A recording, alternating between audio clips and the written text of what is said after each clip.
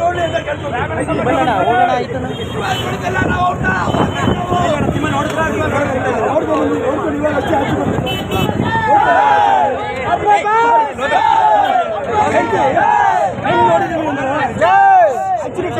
ಹುಡುಗರಿಗೆಲ್ಲ ticket ಸಿಕ್ಕಿಲ್ಲ sir. Front ಜಾಗ ಖಾಲಿ ಇದೆ ಅಲ್ಲಿ. ಅದು ಯಾವುದೋ ಗಾಂಧಿ ಗ್ಲಾಸ್ ಅಂತ ಮುಂಚೆ ಮಾಡ್ತಾ ಇದ್ರು. ಆ ಜಾಗದಲ್ಲಿ ಸುಮಾರು 15 ಲೈನ್ ಕೆಳಗಡೆ ಚಕ್ರ ಬಗ್ಲಿ ಹಾಕೊಂಡು ಕುತ್ಕೊಂಡು ನೋಡಿದ್ವಿ.